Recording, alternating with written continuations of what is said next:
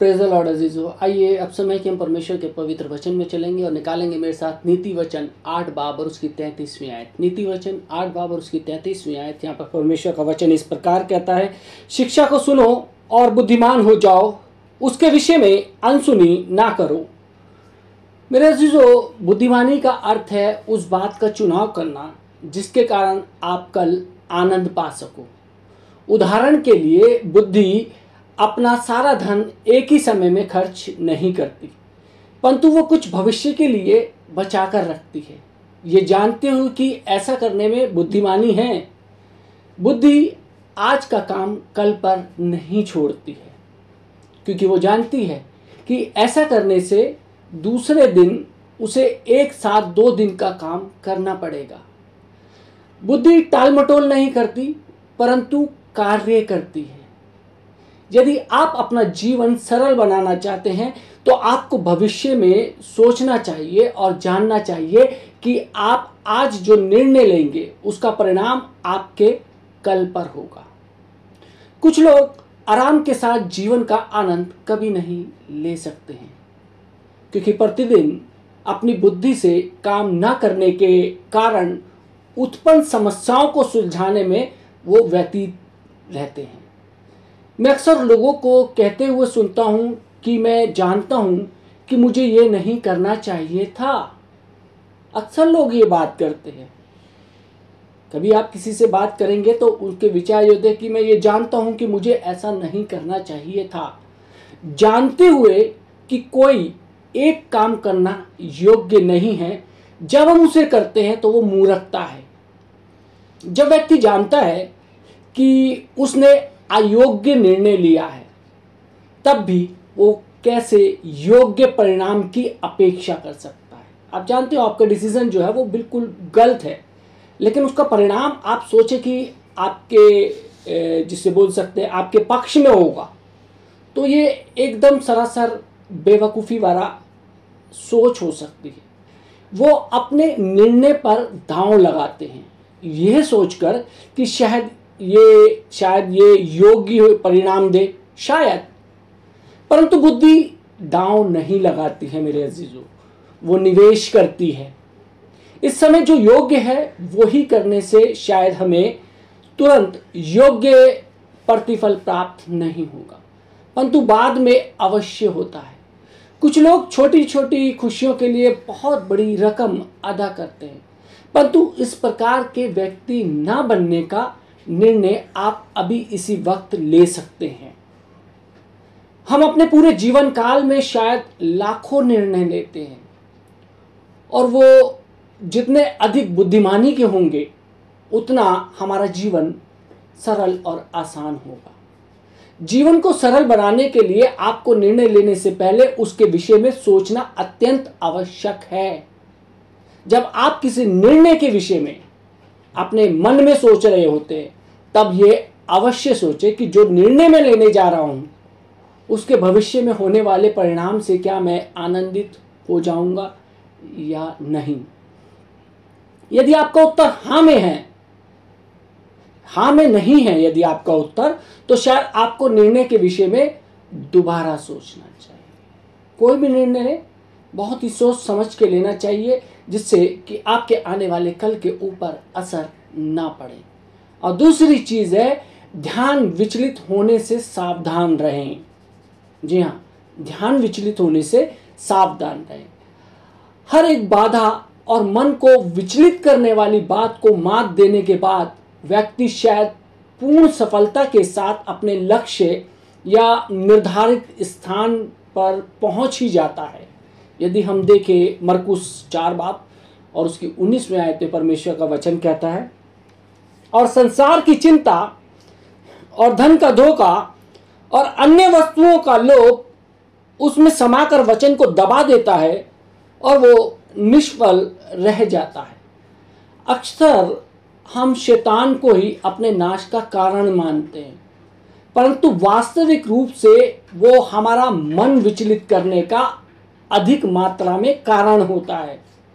यदि वो हमें परमेश्वर द्वारा दिए गए हमारे उद्देश्य से विचलित कर सकता है, तो वह हमारे जीवन में कभी कोई उत्तम फल उत्पन्न नहीं करने देगा। जब हम उत्तम फल उत्पन्न करते हैं तब परमेश्वर की महिमा होती है। और यह स्पष्ट है कि ऐसा कुछ भी करने से शैतान हमें हमेशा रोकना चाहता है। जीवन में विचलित होना आसान है। विचलित होने के लिए हमें प्रयत्न करने की आवश्यकता नहीं होती, परंतु व्यक्ति विचलित ना होने के लिए हमें स्वयं में, वास्तव में स्वयं को अनुशासित करने की आवश्यकता होती है। प्रत्येक व्यक्ति में बहुत सारी अपेक्षाएं की जाती हैं। ऐसा लगता है कि हमारे जीवन में आने वाला प्रत्येक व्यक्ति हमसे कुछ ना कुछ अपेक्षा करता है, और अक्सर उन अपेक्षाओं को कब हाँ कहना चाहिए और कब ना कहना चाहिए, इसके विषय में हम उलझन में ही पड़े रहते हैं। सारी जिंदगी इस उलझन में पड़े रहते हैं कि कब हमने हाँ कहना और कब हमने ना कहना। हमारे जीवन साथी या मित्र या माता पिता, बच्चे, रिश्तेदार, कर्मचारी, सरकार, कलीसिया और हमारा आस पड़ोस सभी हमसे भिन्न भिन्न यानी कि अलग अलग अपेक्षाएं करता है। यह हमें परेशान करने वाला और थका देने वाला हो सकता है। इन सभी अपेक्षाओं को पूरा करने के प्रयास में हम अक्सर देखते हैं कि वे हमें अपना मुख्य उद्देश्य से विचलित या जिसे बोल सकते हैं कि भटका देता है, जबकि हमें परमेश्वर की इच्छा के अनुसार चलना है। यदि आप लोगों को खुश करने वाले हैं तो आप जानते हैं कि शैतान के लिए आपको विचलित करना बिल्कुल भी कठिन नहीं है। वो आसानी से आपको लोगों को नाखुश करने के लिए कहेगा, फिर आप अपना पूरा जीवन उन्हें फिर खुश करने में व्यतीत कर देंगे। मैंने जीवन में यह देख लिया है कि अनेक लोग जिनको मैं खुश करने का प्रयत्न करता रहा, उन्होंने अपने लिए पहले ही ये सोच लिया था कि चाहे कुछ भी करे वे कभी खुश नहीं होंगे, वो कभी भी संतुष्ट नहीं होंगे। वे बेचैन, असंतुष्ट, नाखुश थे, और शैतान ने उनका उपयोग मुझे नाखुश करने के लिए किया। पवित्र शास्त्र हमें सिखाता है कि हमें उलझन में नहीं पड़ना है या विचलित नहीं होना चाहिए, परंतु अपना ध्यान यीशु मसीह पर केंद्रित रखना चाहिए। यदि हम देखें इब्रानियों की पत्री 12 बाब और उसकी दूसरी आयत में परमेश्वर का वचन कहता है, और विश्वास के कर्ता और सिद्ध करने वाले यीशु की ओर ताकते रहें, जिसने उस आनंद के लिए जो उसके आगे धरा था लज्जा की कुछ चिंता ना करके क्रूस का दुख सहा और परमेश्वर के सिंहासन की दाहिनी ओर जा बैठा। याद रहे कि आप अपने जीवन में वास्तविक रूप से अधिक महत्वपूर्ण बातों पर जितना अधिक ध्यान केंद्रित करेंगे, उतना आपका जीवन अधिक सरल होगा। और तीसरी चीज है, जो तीसरी बात है वो ये है कि आसानी से क्रोधित ना हो। बहुत से लोगों के अंदर ये समस्याएं होती है कि बहुत जल्दी से क्रोधित हो जाते हैं। जरा सा सब किसी ने कुछ कह दिया तो एकदम क्रोध में आ जाते हैं। तो जो तीसरी बात है जो आज हमने सीखनी है वो ये कि आसानी से क्रोधित ना हो। यदि हम देखें याकूब 1 बाब और उसकी 19वीं आयत में परमेश्वर का वचन कहता है, हे मेरे प्रिय भाइयों, यह बात तुम जान लो कि हर एक मनुष्य सुनने के लिए तत्पर और बोलने में धीमा और क्रोध में धीमा हो। बुद्धिमान व्यक्ति अपमान को नजरअंदाज कर देता है। मैंने एक बार कैथरीन कुलमैन की कहानी सुनी, जो अत्यंत आश्चर्यक्रम की सेवकाई में कार्यरत थी। समाज के जाने माने कोई भी व्यक्ति जब उनके विरुद्ध अपशब्द बोलते थे या बोले जाते थे, आलोचना की जाती थी, या उनके विरुद्ध कुछ छाप दिया जाता था न्यूज़पेपर में, मीडिया में, जो सच नहीं है, तो वह उस बात को स्पष्ट करने या सच्चाई को सामने लाने का अवश्य प्रयत्न करते हैं लोगों के साथ, अगर जो ऐसा होता है तो। लेकिन ऐसा मिस कुलमैन के साथ भी अनेकों बार हुआ, परंतु वो कभी भी क्रोधित नहीं हुई, क्योंकि वो जानती थी कि उनका ऐसा करना उनके और परमेश्वर के मध्य संबंध के लिए घातक होगा। वो ये भी जानती थी कि क्रोध को अवसर देने से उनका आनंद उनसे छीना जाएगा। शैतान हमारे जीवन में क्रोध लाता है, और जब क्रोध लाता है तो हमारे आनंद को छीन कर ले जाता है, और वो इस चीज को जानती थी कि उनका आनंद उनसे छीन लिया जाएगा और उससे उसको कोई भी लाभ प्राप्त नहीं होगा। यदि हम परमेश्वर की इच्छा अनुसार कार्य करते हैं तो वह हमारी ओर से लड़ता है, और उसका मार्ग है क्षमा करना। लोगों ने मिस कुलमैन से अक्सर पूछा कि वे उन लोगों के साथ मित्रता से कैसे रह सकती हैं जिन्होंने उनके विषय में इतनी बुरी बुरी बातें कही हैं, और आसानी से वो कैसे कह सकती हैं जिन्होंने उसके विषय में इतनी बुरी बातें कही, और आसानी से वो कैसे कह सकती हैं अरे हम ऐसे दिखाएंगे जैसे कि कुछ हुआ ही नहीं था। क्या हाल ही में किसी ने आपकी भावनाओं को दुख पहुंचाया है? क्या आपको बुरा लगा है? क्या आपको किसी को क्षमा करने की आवश्यकता है? यदि आपका उत्तर उनमें से किसी भी प्रश्न के लिए हाँ है, तो मैं कहूँगा कि आप वही करें जो पवित्र शास्त्र आपको करने के लिए कहता है। अपने शत्रुओं के लिए प्रार्थना करें और उन्हें आशीष दें और श्राप ना दें। क्षमा करने का निर्णय लें और परमेश्वर पर विश्वास करें कि वो आपकी जख्मी भावनाओं को चंगा कर देगा। आपको दुख पहुंचाने वाले व्यक्ति को यदि आप देखते हैं तो उसके साथ मित्रता का व्यवहार करें, और उसके साथ ऐसा व्यवहार करें जैसा परमेश्वर उसके साथ व्यवहार करेगा। जितनी जल्दी आप क्षमा करेंगे, उतना आपके हृदय में कड़वाहट के बीज की, जो बोलते हैं कि जड़ नहीं पकड़ेगी, और आपका जीवन आसान हो जाएगा। और चौथी बात है वो ये है कि स्वयं के विषय में अत्यंत कठोर ना बने। यदि हम देखें मत्ती 11 बाब और उसकी 29वीं आयत में परमेश्वर का वचन कहता है, मेरा जुआ अपने ऊपर उठा लो और मुझसे सीखो, क्योंकि मैंने नम्र और मन में दीन हूं, और तुम अपने मन में विश्राम पाओगे। क्या आप अपनी आलोचना करने और अपना न्याय करने में जल्दबाजी करते हैं? यदि हाँ, तो मैं अत्यंत आग्रह करूंगा कि आप मत्ती 11 बाब उसकी 28 से 30 आयत पढ़ें। यीशु ने कहा कि वो कठोर, कठिन, तीखा और दबाने वाला नहीं है, परंतु वह अत्यंत नम्र, दीन, सौम्य है। यदि परमेश्वर हमारे साथ कठोर नहीं होते हैं तो फिर हमें अपने आप पर कठोर होने की आवश्यकता नहीं है। क्या आपको एक और अवसर की आवश्यकता है? परमेश्वर ने योना नबी को एक अवसर दिया, और उसने पतरस को भी एक अवसर दिया, तो फिर वह आपको भी एक अवसर देने की इच्छा क्यों नहीं रखेगा? परमेश्वर से अक्सर देने के लिए अवसर जो है उसको देने के लिए प्रार्थना करें। परमेश्वर अत्यंत दयालु है और अत्यंत सहनशील भी है।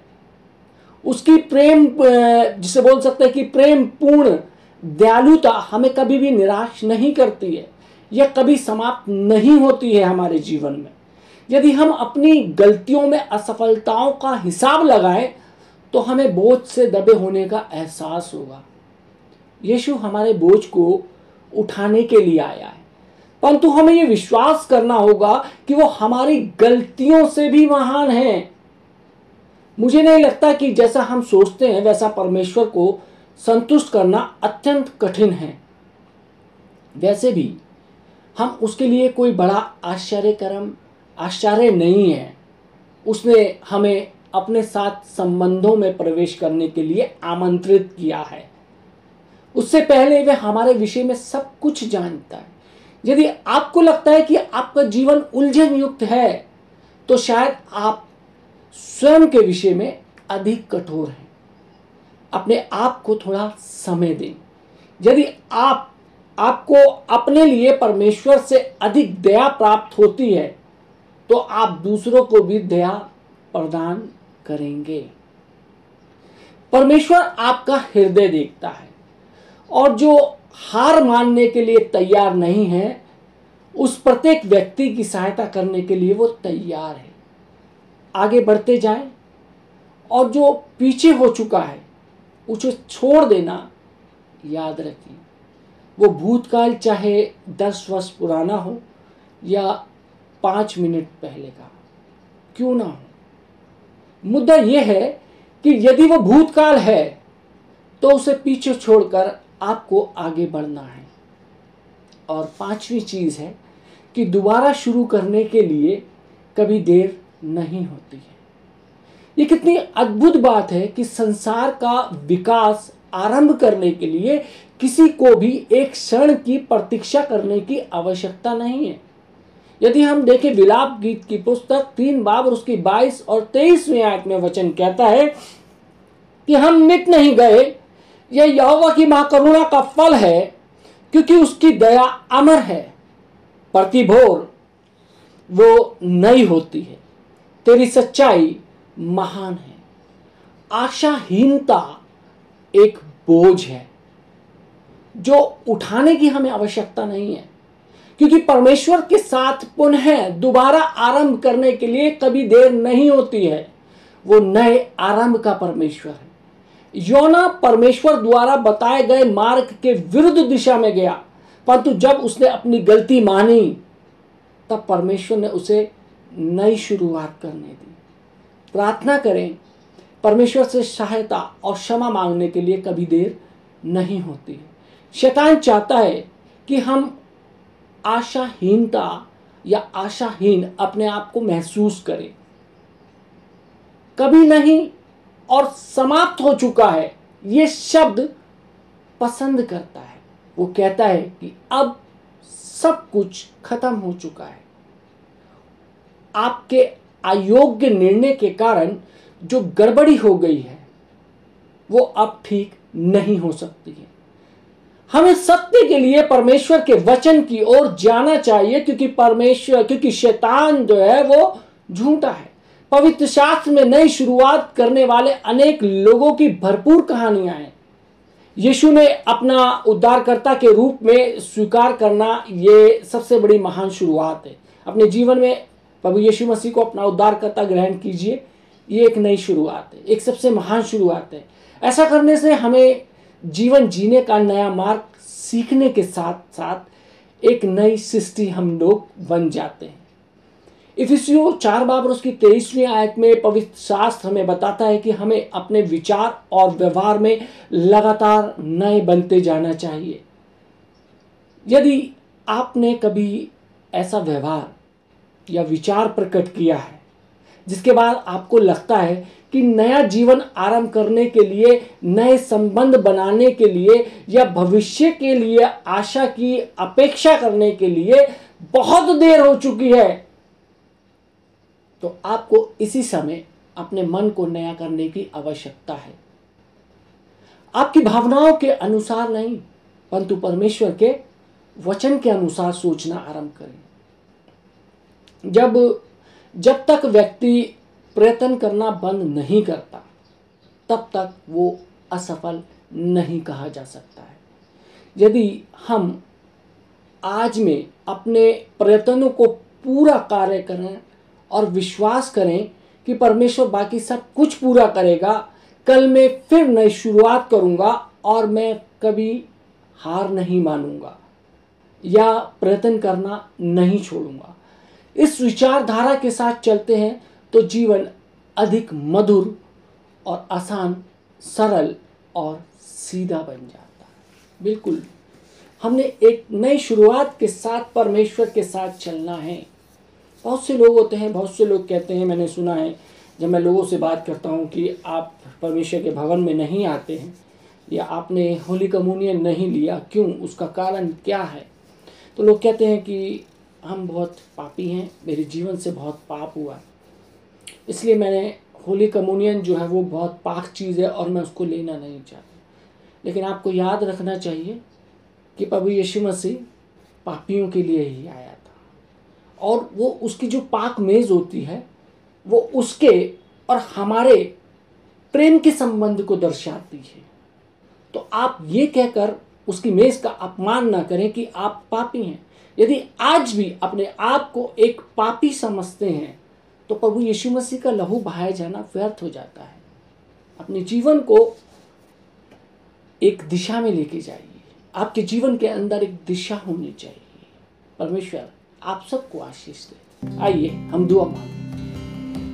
महान सामर्थी पिता परमेश्वर, धन्यवाद देते हैं आज के सुंदर वचन के लिए प्रभु जी। आज के वचन हमने सीखा परमेश्वर प्रभु जी कि हमने किस प्रकार से अपने जीवन में नया बनना है परमेश्वर प्रभु जी। यदि हमारा संबंध खुदावन तेरे साथ खराब हो गया है तो खुदावन हम उस संबंध को दोबारा स्थापित करें, एक नए सिरे से प्रभु जी अपने संबंध को हम स्थापित करने वाले हो सके। हमारे जीवन पे खुदावन तेरा अनुग्रह हो परमेश्वर प्रभु जी। हमको इतनी सामर्थ्य दे, हमको एक नया व्यक्तित्व दे परमेश्वर कि खुदावन हम अपनी गलतियों का पश्चाताप करते हो खुदावन तेरे समीप आए, तेरी हजूरी में आए और खुदावन परमेश्वर प्रभु जी तेरे पीछे चलने वाले हो सके। जितने लोग परमेश्वर के वचन सुनते हैं परमेश्वर उनके जीवनों को नया कर दे, क्योंकि हम जानते हैं कि परमेश्वर तू सब कुछ कर सकता है प्रभु जी। हमारे जीवन के अंदर यदि कोई कठिनाइयाँ हैं, कोई परेशानियाँ हैं, कोई बातें, कोई चीज़ें हमको विचलित करती हैं, तो तमाम उन चीज़ों को जो हमको विचलित करती हैं हमसे दूर कर परमेश्वर। हमको एक नई आत्मा दे, एक नया मनुष्य बना जो कि सिर्फ तेरे पीछे चलने वाला है। खुदावन जितने लोगों ने आज ये वचन सुना है, ये वचन इनकी आत्मिक उन्नति के लिए फलदायी हो परमेश्वर। इनके जीवन पे खुदावन तेरा अनुग्रह, तेरी आशीष, इनके परिवारों पे खुदावन तेरी आशीष। ये वचन खुदावन ज़्यादा से ज़्यादा लोगों तक पहुँचाने वाले हो, ताकि और लोग भी परमेश्वर इस वचन को सुनकर परमेश्वर अपने जीवन में परिवर्तन, इस वचन को सुनने वालों को खुदा तेरी आशीष चाहते यीशु मसीह के नाम से।